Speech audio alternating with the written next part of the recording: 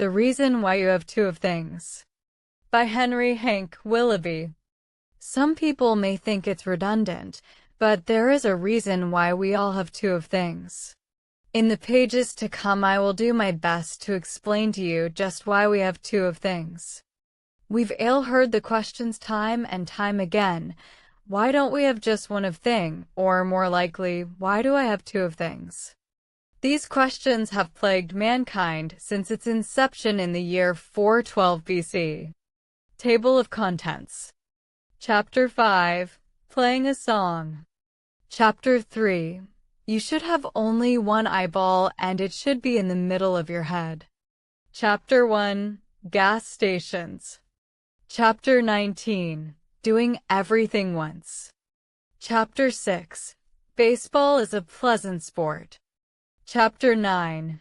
My Dang New Nordic Track. Chapter 1.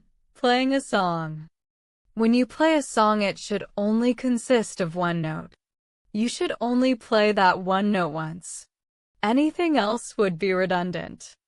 I see all you young hula wagons coming around here playing songs that have two, even sometimes three notes in them. Well, you know what? That is redundant. The true musicians of my day always played one note, and they only played it once. That is where you find the great music of the 80s and 50s. Instruments like a guitar or a harp are way over the top. An instrument should have only one string, and it should be only 1 inch long. That string should be played only once. Then the instrument should be destroyed. Pianos are the most redundant instruments of them all. A piano has a total of 65 keys on it. Whoever invented that redundant mess must have been really out of their gourd. A proper piano would have one key in the center of the piano, and it would be a red-colored key. I was telling my cousin Jimmy the other day, boy, pianos are sure redundant. He responded by saying, "What in God's name are you talking about, Hank?" The conversation that ensued will be reported next. H. Pianos are redundant. J. Hank, whatever do you mean? H. There are far too many notes on those things. It's a real bucket of hogwash if you ask me. J. Wouldn't it be less redundant to have different possible notes to play? What you are saying doesn't make any sense. H. No, that's exactly my point. Those extra notes are redundant. J. Are you retarded, Hank?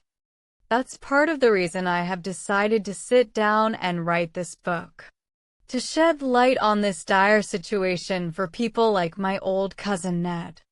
Chapter 5. You should only have one eyeball, and it should be located in the middle of your head. Having two eyeballs is redundant. We should only have one eyeball, and it should be located in the middle of the head. It should also be larger than a normal eyeball. It should be roughly the size of a small plate. Come to think of it, the head should just be a basketball-sized eyeball placed on top of the neck. Anything else would be redundant. Blinking is redundant. The wise realize this and quit blinking altogether in order to conserve energy. Peripheral vision is redundant. Why would you look at the things to the sides of you? You should just turn your head to look at whatever you want to look at. The field of vision should be reduced to 1 square inch. You should only focus on 1 square inch at a time. Anything else would be redundant. Chapter 1. Gas Stations. You should never go to the same gas station to fill up your car tank more than once. If you did, you would be being redundant. I have never visited this same gas station more than once. From my home in Tallahassee, I drive 300 miles or more in order to go to a new gas station each time the tank needs a fill. On top of that, I alternate which fuel-grade gasoline I buy each time. If diesel is available, I will select that if need be.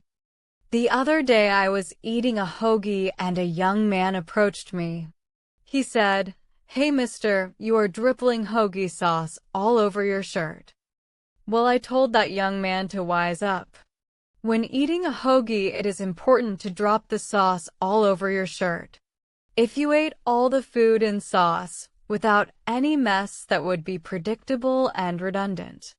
The young man asked me if I was retarded. My wife Martha is terribly redundant.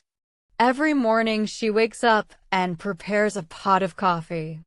I tell her, "Damn it, Martha, you are being redundant." She never gets the message, however, and the same actions are repeated ad nauseum.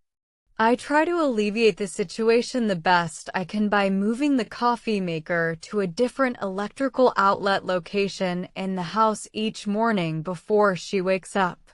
It is the least I can do to stop this redundant horsewash. Chapter 6. Baseball is a pleasant sport. I enjoy the summer days on the grass watching a good round of baseball. The pinstriped uniforms are very stylish and wonderful. I encourage the use of curveballs. The reason to use a curveball as a pitcher is to try and trick the swinger into missing the orb. The warm summer afternoon atmosphere where everyone is guzzling corn dogs and hot cups of Pepsi sure gives me a smile.